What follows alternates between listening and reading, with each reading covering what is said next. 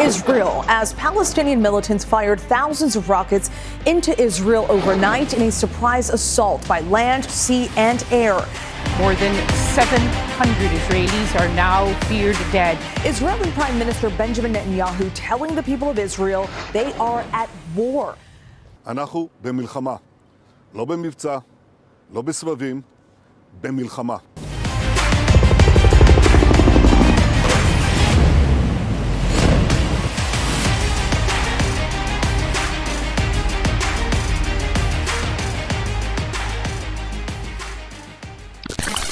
Saturday 7 अक्टूबर सुबह 6:30 बजे जब सभी इजरायली लोग अपने घर पे सो रहे थे, तब इजराइल की साउथ वेस्ट कॉर्नर गाजा पट्टी से 5000 मिसाइल फायर किया गया है साउथ इजराइल के ऊपर, जिसमें हजारों इजरायली इनोसेंट लोग मारे जा चुके हैं। इजराइल की major rocket interceptor system iron dome भी इस हमले को रोकने के लिए असफल रहे, क्योंकि सिर्फ 20 मिनट के अंदर अंदर ही 5000 मिसाइल फायर किया गया है साउदर्न इजराइल के ऊपर। ठीक 50 साल पहले 6 अक्टूबर इजिप्ट एंड सीरिया कुछ ऐसे ही सरप्राइज अटैक लॉन्च किया था इजराइल के ऊपर। इस मेजर अटैक को हम हिस्ट्री में यम किपुर वॉर के नाम से भी जानते हैं।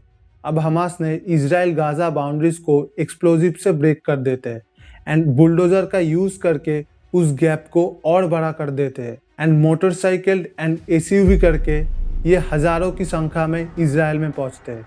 कुछ मिलिटेंट्स हैंग ग्लाइडर्स का यूज करके हवा के थ्रू इजराइल में पहुंचे एंड कुछ मिलिटेंट्स मेडिटेरियन सी की रास्ते से इजराइल तक पहुंचे एंड ये सब मिलिटेंट्स एक साथ इजराइल में घुसते ही 100 की संख्या में इजरायली लोगों को मार देते हैं एंड इजरायली औरत और बच्चों को यहाँ पर हॉस्टेजेस बना के ये लोग वापस गाजा पट्टी में चले गए।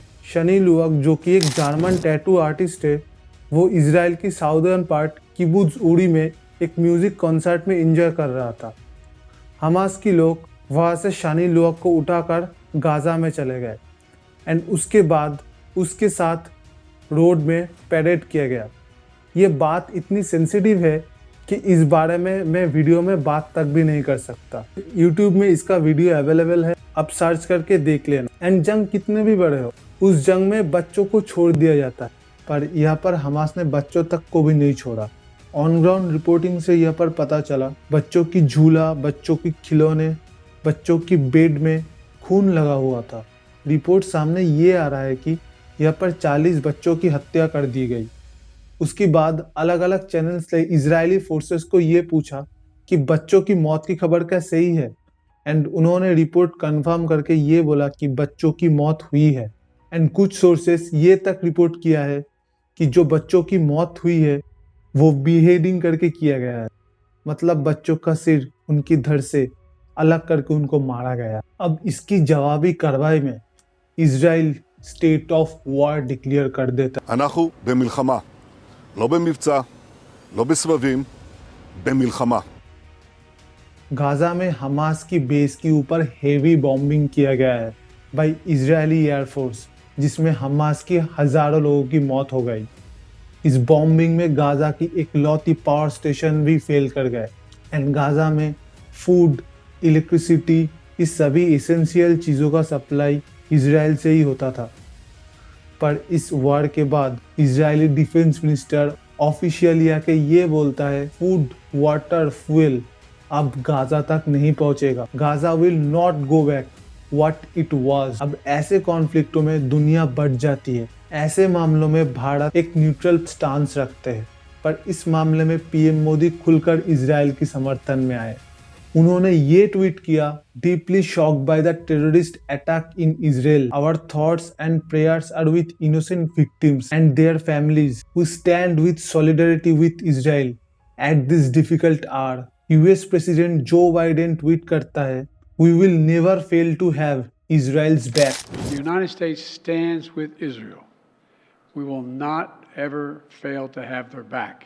एंड इसी तरह की स्टेटमेंट्स आई यूके की पीएम ऋषि सुनाक, फ्रांस की प्रेसिडेंट इमानुएल मैक्रों से एंड जापान, ताइवान जैसे वेस्टर्न एलाइज सभी खड़े हैं इजराइल के पीछे एंड ये सभी कंट्री हमास की ये अटैक को अनप्रेसिडेंटेड मानता है। पर यह हमास के समर्थन में भी कुछ देश खड़े हुए हैं। इसमें मेन प्लेयर है ईरान एंड रशिया ने भी फिलिस्तीन को बढ़ चढ़कर सपोर्ट किया है।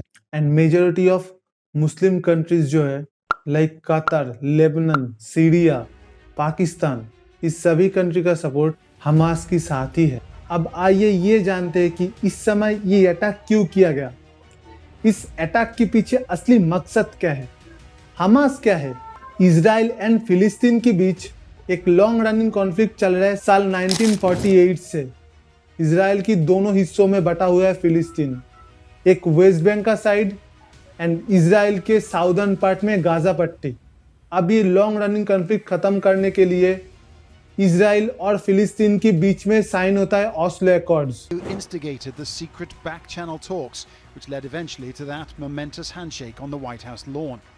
But the 30-year anniversary इस ऑस्लो अकॉर्ड्स में इजराइल मानता है कि पीएलओ रिप्रेजेंटेटिव है पूरा फिलिस्तीन का, मतलब गाजा एंड वेस्ट बैंक दोनों साइड का, एंड फिलिस्तीन एक्सेप्ट करेगा इजराइल की राइट टू एग्जिस्ट को। एंड इसी तरह से ये दोनों देश में ये लॉन्ग रनिंग कॉन्फ्लिक्ट खत्म होने वाला था। पर तभी गाजा में एक ग्रुप खड़ा होता है इजराइल के अगेंस्ट, वो है हमास। इनका मेन मुद्दा था कि पूरे इजराइल से सारे जूस को भगा के ये पूरा इजराइल को कंट्रोल में लेगा। एंड इसी सपने को सच करने के लिए वो इजराइल के ऊपर missile firing, suicide bombing and blast जैसे एक्ट ऑफ टेरर करने लगे। एंड इसी को देखते हुए सारे वेस्टर्न वर्ल्ड एंड यूएसए एक टेरर ऑर्गेनाइजेशन अनाउंस करते हैं। अब इंटरेस्टिंगली 2006 में हमास गाजा में इलेक्शन लड़ते हैं एंड फतेह को हरा के वो पूरा गाजा का कंट्रोल ले लेते हैं। अब हमास को एक पोटेंशियल थ्रेट की तरह देखते हुए सिर्फ इजराइल नहीं, इसका पड़ोसी मुस्लिम कंट्री इजिप्ट ने भी इसके ऊपर इकोनॉमिक ब्लॉकेड इम्पोज करता है। अब गाजा की हालात इतना खराब है कि 50% गाजा की लोग बिलो पॉवर्टी लाइन रहते हैं। खाना, कपड़े और मकान ऐसे बेसिक चीज़ भी उनके पास नहीं है। एंड गाजा की अनएम्प्लॉयमेंट रेट टोटल 46% है। एंड ये नंबर शॉकिंग है यूथ की अनएम्प्लॉयमेंट रेट में। Total 70% of youth in Gaza are unemployed. तो क्वेश्चन अब ये आता है कि गाजा इतना गरीब होने के बावजूद भी इजराइल पे ऐसे अटैक्स कैसे कैरी आउट कर पाते हैं। तो इस टॉपिक को समझने के लिए हमको पहले समझना पड़ेगा सऊदी एंड ईरान रिलेशनशिप को। ईरान एंड सऊदी ये दोनों मिडिल ईस्टर्न कंट्री का एक रूट कॉन्फ्लिक्ट रहा है रिलीजियन। जहाँ ईरान शिया फेथ को फॉलो करता है, वहाँ पे सऊदी फॉलो करता है सुन्नी फेथ को। अब ये दोनों पार्टी चाहते हैं कि ये मिडिल ईस्ट के सबसे बड़े रीजनल पावर बने, ट्रेड्स एंड ऑयल डील्स को कंट्रोल करे। अब यूएसए के साथ हिस्टोरिकली ईरान की रिलेशंस काफ़ी खराब रह चुका है एंड वहाँ पर ही सऊदी के साथ यूएस का रिलेशंस काफ़ी अच्छा रह चुका है। एंड इस सब के बीच यूएस भी चाहता था कि वो अपना इन्फ्लुएंस मिडिल ईस्ट पे और बढ़ाए, और इस कॉज के लिए वो प्रो वेस्टर्न कंट्री इजराइल के साथ सभी अरब कंट्री का रिलेशंस अच्छे करना चाहते हैं। और पिछले 3 साल में यूएस ये करने में काफ़ी सक्सेसफुल भी रहा है। 2020 में पिछले 26 साल में पहली बार अब्राहम एकॉर्ड साइन हुआ है इजराइल, यूएई एंड बहरीन के बीच में। The deal between Israel and the UAE is called the Abraham Accord. It's been brokered by the United States. ये समझौता सभी अरब देश एंड इजराइल के बीच में एक शांति बनाकर रखेगा एंड अरब कंट्रीज के साथ इजराइल की रिलेशनशिप को नॉर्मलाइज करेगा। एंड सिर्फ यही नहीं, ये सारी देश एक साथ आके ट्रेड, सिक्योरिटी एंड टूरिज्म में एक साथ कोऑपरेशन करेगा। तो ये एक बहुत ही बड़ा स्टेप है इजराइल एंड अरब कंट्रीज के बीच में शांति स्थापना के लिए। एंड इस डील के बाद इजराइल इस तरह के डील्स को और नेक्स्ट लेवल पे ले जाना चाहता था।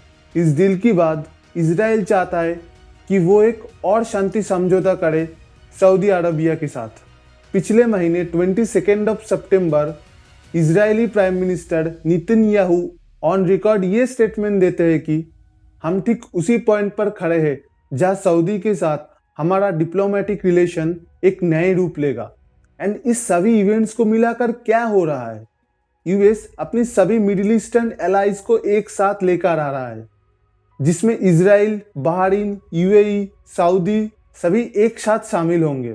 एंड इस सभी कंट्री के बीच इकोनॉमिक कोऑपरेशन एंड ट्रेड्स की रिलेशन बिल्डअप होंगे। जिसकी वजह से इस कंट्रियों के बीच में टाइज और भी स्ट्रांग होंगे एंड इस सभी के बीच में ईरान पूरी तरीके से आइसोलेटेड हो जाएगा।